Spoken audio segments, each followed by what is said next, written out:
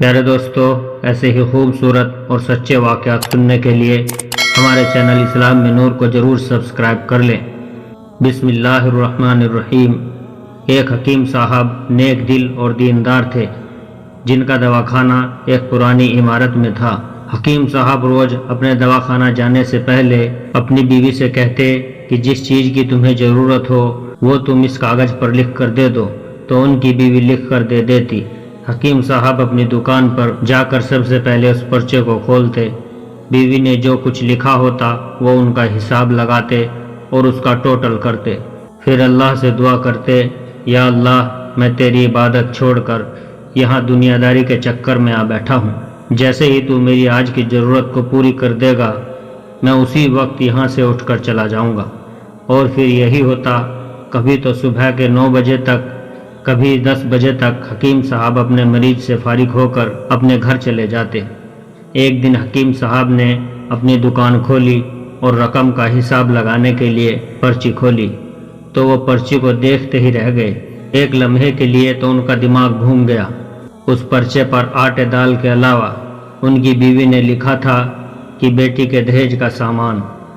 حکیم صاحب کچھ دیر سوچتے رہے، پھر سب چیزوں کی قیمت لکھنے کے بعد دہیج کے سامان کے سامنے لکھ دیا کہ یہ خدا کا کام ہے اور خدا ہی جانے۔ پھر وہ اپنے کام میں لگ گئے۔ 1-2 مریض آئے جن کو حکیم صاحب نے دوا دے دی۔ اسی وقت ان کی دکان کے سامنے ایک بڑی سی کار آ کر رکی، لیکن کار کے آنے یا کار کے اندر کون ہے ان کو حکیم صاحب نے کوئی توجہ نہ دی، کیونکہ کئی کار والے بھی حکیم صاحب کے پاس اپنا علاج کروانے آیا کرتے تھے۔ یہ سب تو روز کا کام تھا۔ جب سارے مریض اپنی دوا لے کر چلے گئے تو کار والے صاحب کار سے باہر نکلے، حکیم صاحب کو سلام کیا اور جا کر ان کی دکان میں بیٹھ گئے۔ تو حکیم صاحب نے کہا کہ اگر آپ کو کوئی دوا لینی ہے تو یہاں اسٹول پر آ کر بیٹھ جائیں تاکہ میں آپ کو چیک کر سکوں، اور اگر آپ کو کسی اور مریض کی دوائی لینی ہے تو آپ اس مریض کی حالت بتا دیں۔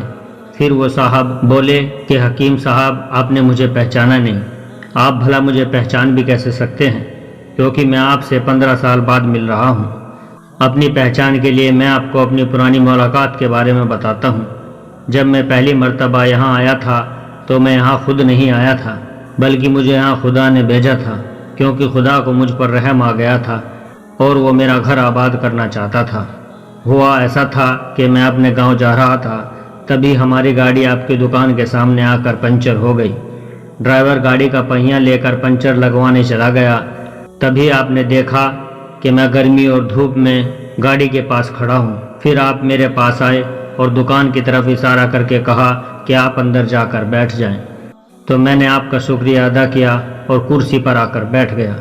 ڈرائیور نے کچھ زیادہ ہی دیر لگا دی تھی اور ایک چھوٹی سی بچی بھی میرے پاس کھڑی تھی اور بار بار کہہ رہی تھی کہ مجھے بھوک لگی ہے، اور آپ اس سے کہہ رہے تھے کہ بیٹی تھوڑا صبر کرو، ابھی تھوڑی دیر میں چلتے ہیں۔ میں یہ سوچ رہا تھا کہ میں آپ کے پاس اتنی دیر سے بیٹھا ہوں، لگتا ہے مجھے آپ سے کوئی دوا خرید لینی چاہیے تاکہ آپ میرے بیٹھنے کو زیادہ محسوس نہ کر سکیں۔ میں نے کہا کہ حکیم صاحب، میں انگلینڈ میں رہتا ہوں، وہاں گئے مجھے 6 سال ہو چکے ہیں۔ جانے سے پہلے میری شادی ہوئی تھی، لیکن آج تک میری کوئی اولاد نہیں ہے۔ میں نے ہر جگہ علاج کروایا، لیکن اب صرف مایوسی ہے۔ آپ نے کہا کہ میرے بھائی توبہ استغفار پڑھو اور اپنے رب سے مایوس نہ ہو، یاد رکھو اس کے خزانے میں کسی چیز کی کمی نہیں۔ اولاد، مال، غم، خوشی، زندگی اور موت سب اسی کے ہاتھ میں ہیں۔ کسی ڈاکٹر کے ہاتھ میں شفا نہیں ہوتی اور نہ کسی دوا میں شفا ہوتی ہے۔ اگر شفا ملتی ہے تو وہ خدا کے حکم سے ملتی ہے۔ اولاد دینی ہے تو وہی دینے والا ہے۔ مجھے یاد ہے کہ آپ باتیں بھی کر رہے تھے اور 7 پڑیاں بھی بناتے جا رہے تھے۔ ساری دوائی آپ نے 2 حصوں میں کر کے انہیں الگ الگ لفافوں میں رکھ دی۔ پھر آپ نے مجھ سے پوچھا کہ آپ کا کیا نام ہے؟ میں نے کہا میرا نام افضل ہے۔ آپ نے ایک لفافے پر افضل لکھا اور دوسرے لفافے پر بیگم افضل لکھا، پھر دونوں لفافے ایک تھیلے میں ڈال کر دوا کھانے کا طریقہ بتایا۔